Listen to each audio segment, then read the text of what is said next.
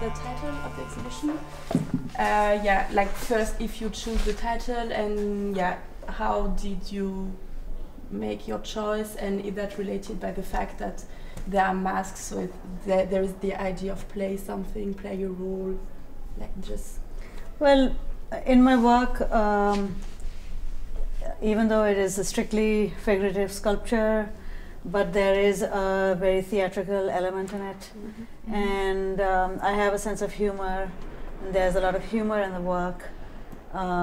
It is not overtly funny, but it is, you know, there's definitely, that's like an important element. And so when the masks, as you know, were made like in the mid-90s.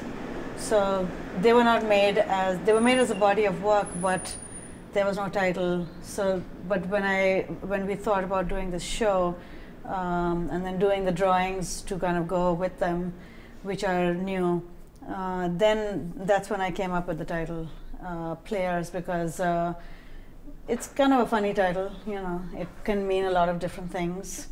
And it gives each of the personalities, I mean, it gives each of the pieces a personality, I think, you know, and sort of makes you think of it in terms of theater, and in terms of, I don't know, there could be players in many different fields, you know, so I thought that would be sort of like an interesting title.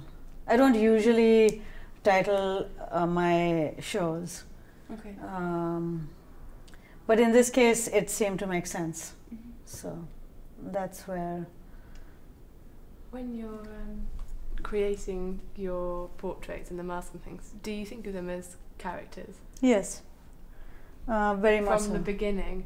Or does that come about during the process of creating them? Well, I mean, you know, when you are making, with the sculpture and in the drawings, yeah, I am thinking of them, maybe they might change in personality, because the work is made in a way where, you know, along the way I could change it. I mean, and I do. It just depends if things are working or not working. Mm-hmm. And as I was mentioning when we were in the other room with the installation, it's like the armature is very important, and especially in my work, and because I build the sculpture, so if things don't work right from the beginning, that means something is wrong. So you might not realize it till later, but you have to allow that change to happen.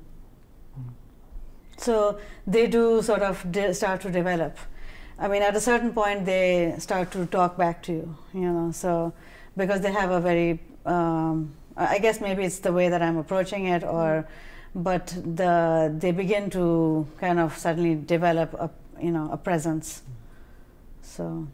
Do you think that the viewers perceive them in the same way as humorous? And if not, do you see that like as the richness of the art, that it can be ambiguous and interpreted in many different ways, or on the other hand that your message didn't get to them? I mean, I don't have one specific message, and I don't think that would be kind of interesting, because I think you know, things are complicated, you know, and I want the work to have those complications and the layering. So there's a lot of different things. They slowly emerge. So the more you look at the work, the more you notice things. It might take days, you know.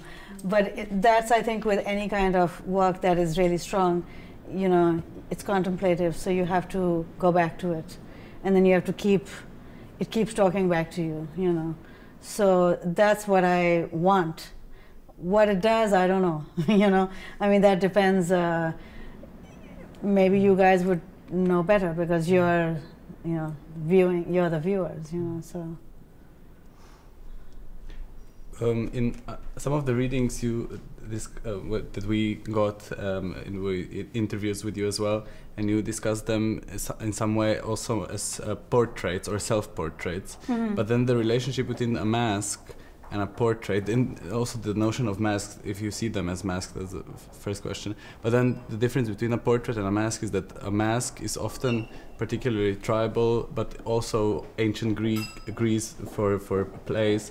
It's very archetypal, and it only expresses one-dimensional emotion, well, like complete happiness or complete anger or complete kind of sadness, but it doesn't really have a character apart from that, which is kind of tactile and human. Mm-hmm. Do you see your work as having a personality Yeah, I mean, in that way? it's coming out of that tradition, but it's obviously wanting to go to another place, you know.